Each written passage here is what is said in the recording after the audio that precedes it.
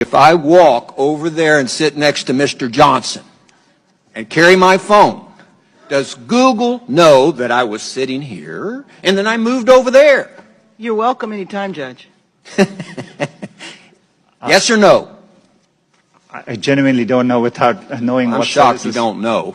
Do you or do you not collect identifiers like name, age, and address? Yes or no?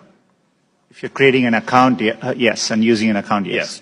Specific search histories when person types something into a search bar. If you have search history turned on, yes. Device identifiers like IP address or IMEI. Depending on the situation, we could be collecting it, yes. GPS signals, Wi-Fi signals, Bluetooth beacons.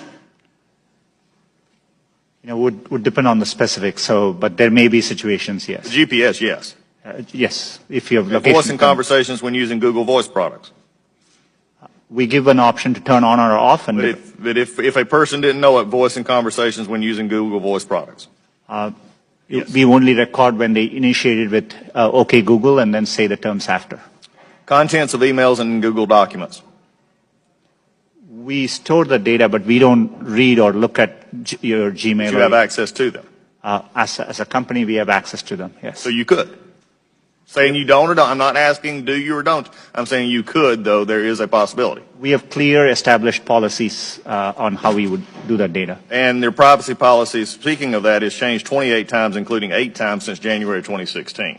So I think the policies, and this is why I'm asking these questions. There are many things which we don't collect. For example, we don't collect, you could have a product like Google Home, we won't collect conversations unless you specifically ask us to. So you ask a question. And so we definitely are very careful and minimize the data we need to provide the service back to our users.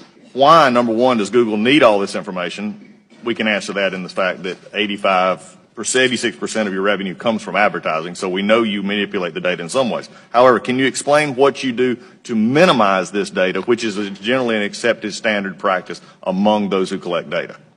Our goal is, but we are providing, for example, if we are providing you a service like Gmail, which we have done for 15 years, that data, we need to store it for our users, so they expect us to.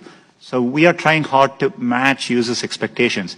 We don't need, our data for advertising, as I said earlier, most of it comes from just the keywords you type. And so, we need minimal data to do advertising. We give you options to turn ads personalization off. We store most of the data we do today to help give users the experience they want, and that's what we're trying to do. Do you believe that Google has been brought out here in some question is biased?